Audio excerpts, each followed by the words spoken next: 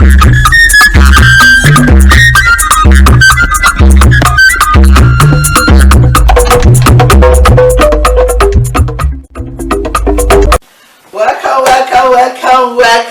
back to our show. Once again, my name is Mrs. Augustina Anyanwu, and help me welcome my friend, Mrs. Glorynezemma. Welcome back to our sweet home, Africa. Once again, it's a pleasure to have you as our viewer.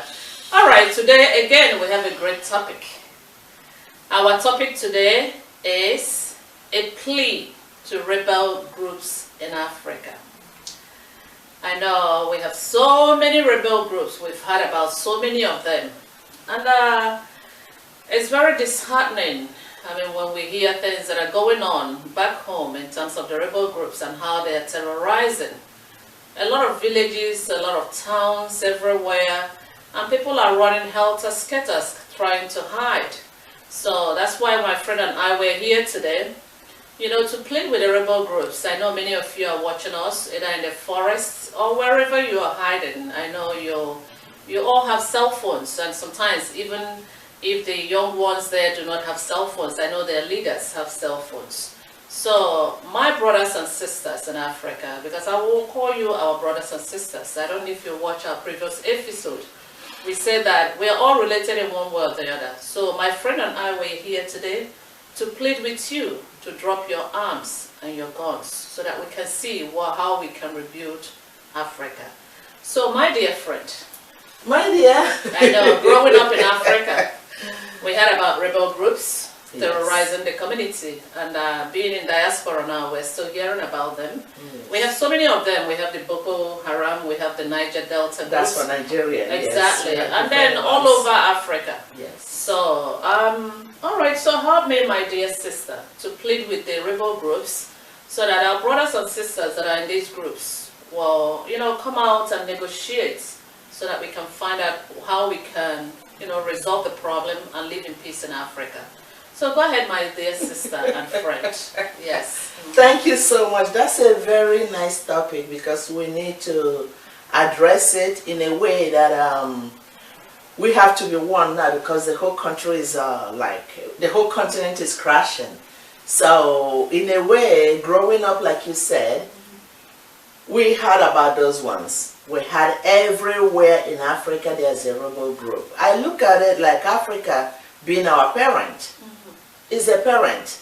Mother, father is Africa. But I know everybody cannot be happy. Even somebody born of the same mother and father.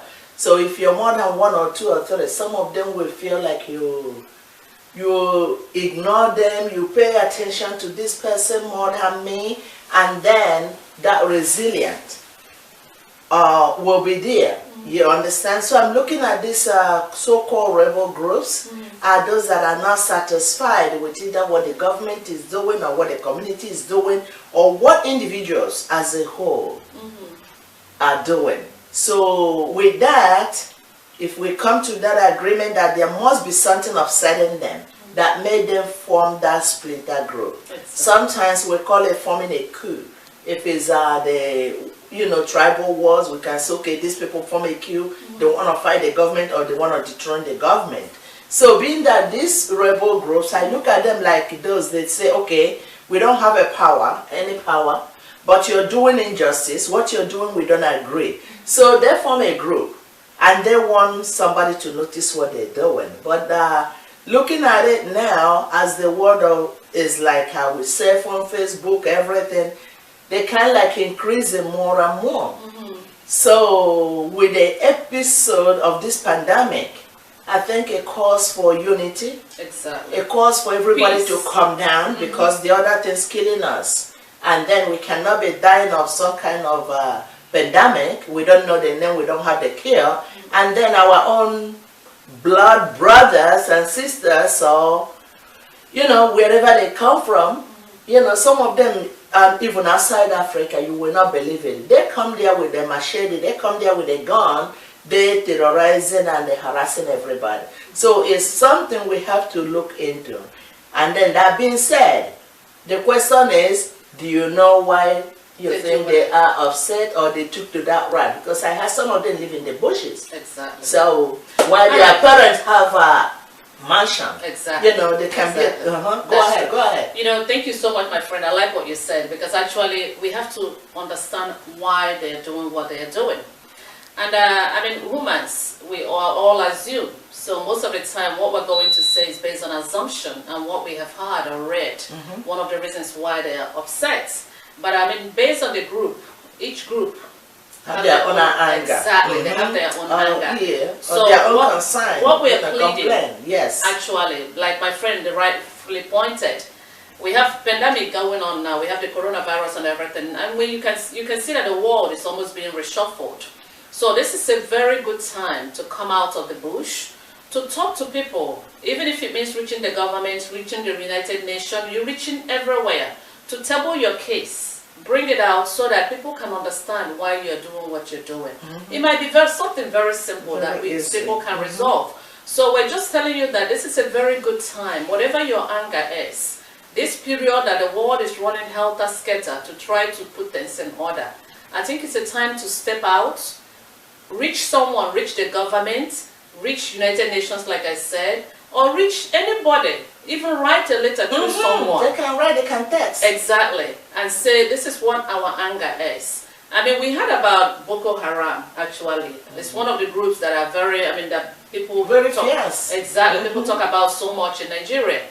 We don't know why they are angry, but what I've read so far, I heard that the word Boko Haram means that Western education is sacrilege. Oh, wow. That's what I heard from the Hausa people. All right, so if that's what the anger is, I think it would be good for maybe even your leaders to come out, tell us exactly what it is that is really offending you. I mean, like we're bringing this show from the Western world. We live in diaspora, I mean, we live in the United States.